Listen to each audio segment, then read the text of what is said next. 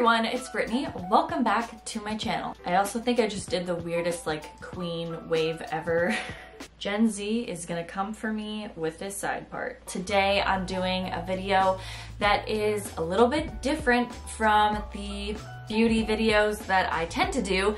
You may have seen or heard me talk about some of the stuff that we're doing, like we're building a basement suite. I'm currently in the basement suite right now.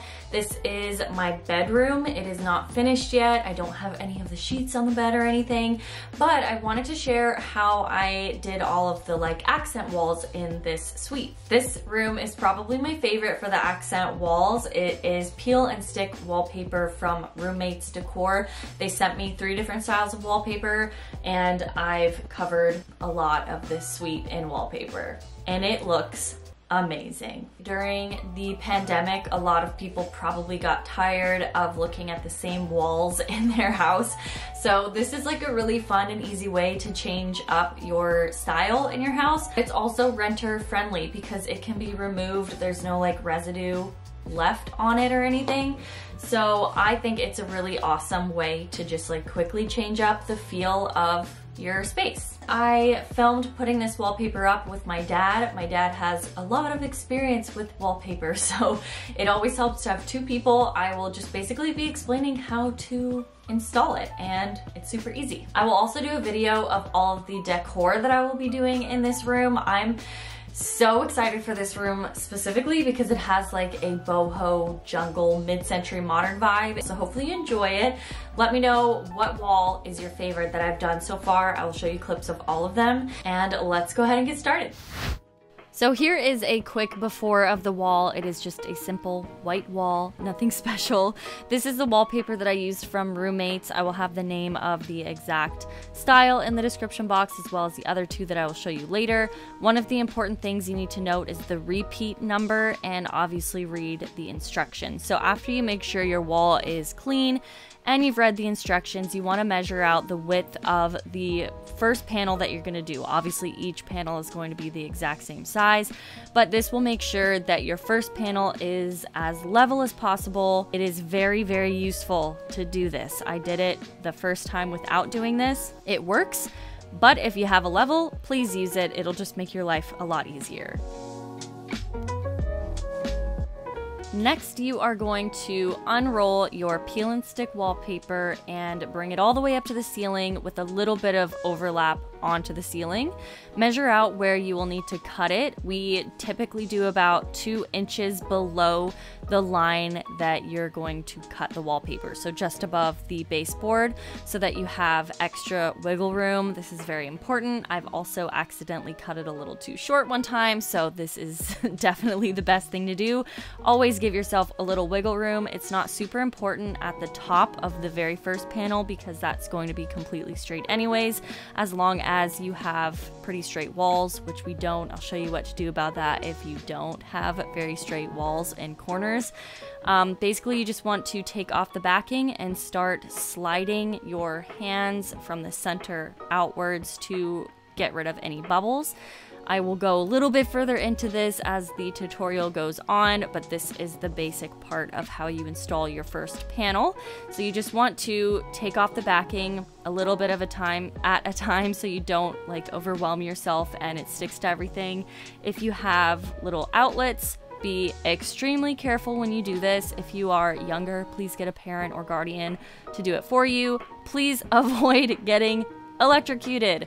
I don't want any of that to happen to anyone. So make sure that you're being extremely careful, or maybe even make sure that the power is off. You can use an Xacto knife, a box cutter. You can get Xacto knives at the dollar store, and you just want to make sure that you cut out around the outlet. So now here you see that we have a little bit of extra at the bottom. This is fantastic. But our walls are not straight, so we have a little bit of overlap onto the other wall around the corner. The only thing you really have to do is take your box cutter or Xacto knife and run your Xacto knife down the seam of the corner. Another thing that you can do, because you'll see when this is done, it is a little bit uneven, which is obviously going to happen in some cases if your walls aren't straight. Just take some sort of level or straight edge and run your X-acto knife or box cutter along it, and it will be perfect. You can kind of see my dad being my dad here. And at the bottom, I always like to make a very like distinct crease, so you kind of see exactly what you are cutting. The bottom edge is more likely going to be a lot straighter because it's a baseboard, so it's going to be straight. But if you do happen to have uneven walls like I do, then you can use anything with a straight edge. This is called a square. I'm pretty sure my dad has a lot of tools, and it just makes sure that everything is as perfect as possible. But you can also leave it. It's really not that big of a deal. Another thing you can do is use something like a scraper or even a credit card to smooth out any bubbles. Honestly, it's quite easy to do. It does take a little bit of adjusting, which is great because peel and stick wallpaper, you can easily remove and readjust it. If you happen to have baseboard heaters, I do recommend removing them with a power drill or a screwdriver, whatever it is that you have. Just it'll make your life easier instead of trying to work around it. With these second panels moving onward, you can see that we are making sure that we have plenty of space above, but also this is where the repeat number comes in handy / extreme importance, because if you have a pattern, the pattern isn't going to normally just line up completely from the last part that you cut. So I think this one was about 18 inches, I believe. So just make sure that you have the paper lined up in the exact spot that the pattern matches before you do any cutting. After you do that, make sure you give yourself like an inch or two of extra at the top and the bottom. Again, this will just make your life a lot easier. Only peel off the backing as much as you're going to be working with. You don't want to peel off the entire backing before you put this on the wall. And I feel like my job was kind of just the bubble spotter at this point because I was also filming at the same time. So it does help, obviously, to have two people. It makes everything so much easier. Obviously, you can use a scraper, even a shower squeegee. We were using that at one point too, especially if you have more than one person helping you out. And again, we like to make very distinct creases along any corners. It makes cutting it so much easier.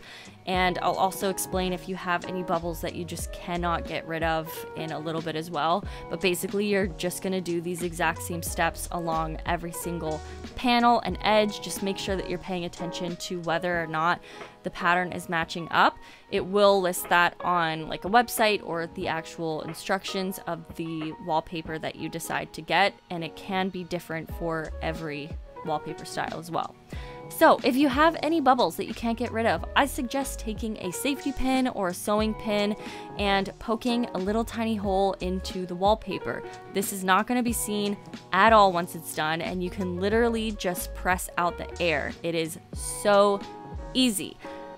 I will also leave a way to figure out how much wallpaper you're going to need in the description box. This is obviously going to take into account the repeat number as well, because if you have a very large repeat number, it means the pattern is going to repeat after a large section of wallpaper. So you might end up needing more than you would think. So I'll leave a little bit of information about that in the description box below, as well as the tools that you'll need when installing peel and stick wallpaper, and of course the links to each of the wallpaper designs that I did in my suite. After we did the entire wall, my dad put the heater, the baseboard heater, back on, and this is how it looked before, again, just to remind you.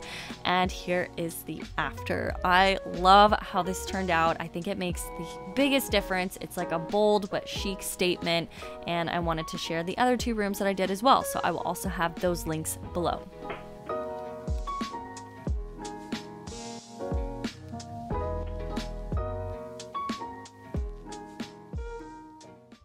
So that's everything for how you install peel and stick wallpaper. I'm obsessed with it. I talk about it all the time on my Instagram. I'll have links to the wallpaper that I used in the description box below. Let me know which one is your favorite out of all of the walls that I did. I hope you're all having an amazing day. If not, I hope tomorrow is better, and I will see you in my next video. Bye.